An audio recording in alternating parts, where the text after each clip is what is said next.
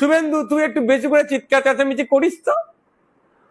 মেঘ না চাইতে পানি যদি হয়ে যায়, কেন মেঘ আমি চাইবো ভাই? ওই চিল্লাচ্ছে, ওটু ওটু ভয়, একটু ভয় পাই খাইয়ে দিবি তো। দিলীপ বাবু তুমি একটু করে দিও তো, একটু বকে দিও তো ওদেরকে।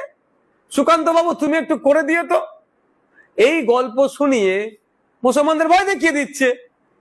আপনার ভোট যখন আমি পেয়ে যাচ্ছি, বিজেপির ভয় দেখিয়ে বিজেপি চলে আসবে।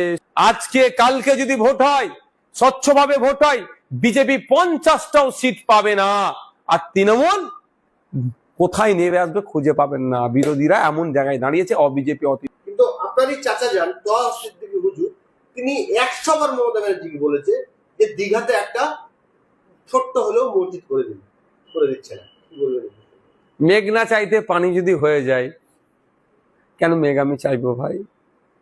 আপনার ভোট যখন আমি পেয়ে যাচ্ছি, বিজেপির ভয় দেখিয়ে বিজেপি চলে আসবে। শুভেন্দু তুই একটু বেশি করে চিৎকার চেঁচামেচি করিস তো। ওই চিল্লাচ্ছে, ওটু ওটু ভয়, একটু ভয় পাই খাইয়ে দিবি তো। দিলীপ বাবু তুমি একটু করে দিও তো, একটু বকে দিও তো ওদেরকে। সুকান্ত বাবু তুমি একটু করে দিও তো। এই গল্প শুনিয়ে মুসলমানদের ভয় দেখিয়ে দিচ্ছে। মুসলমানদের না চাইলেও ভোট ঘুরে ফিরে যে মুসলমানদের, দেখতে পাচ্ছেন না? এই যে দেখবেন সোশ্যাল মিডিয়ায় অনেকে তৃণমূলের হয়ে ওকালতি করছেন, অনেকে অনেক খারাপ ভাষা রাগেতে বলে, আমি বলবো বলবেন না, অনুরোধ করছি।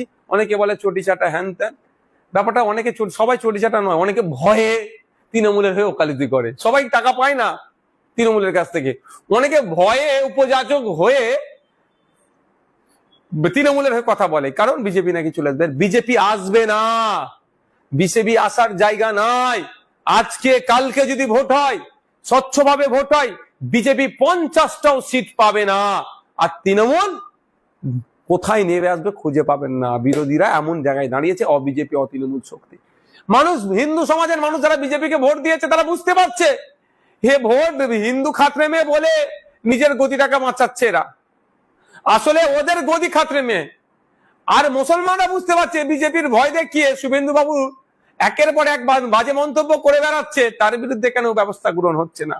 কৌস্তব বাগচির বিরুদ্ধে কেন ব্যবস্থা গ্রহণ হচ্ছে না? বিজেপির ছোট বড় নেতারা ডাইরেক্ট মমতা ব্যানার্জিকে তোমার বকলমে খুনের হুমকি দিয়ে দিচ্ছে, তাদের বিরুদ্ধে ব্যবস্থা গ্রহণ হচ্ছে না কেন? এটা বুঝে গেছে। সুতরাং আপনি এদেরকে বলবো, যেটা এটা হচ্ছে শুধু এই ধরনের একটা হচপচ করে রেখে দেওয়ার চেষ্টার বাইরে কিছুই না। আপনার চাচা বলছেন যে অন ক্যামেরা বলেছেন, সেই জন্যই হচ্ছে হচপচ করে রেখে দাও। মুসলমানদের ডিমান্ড তোমরা পূরণ করবে না।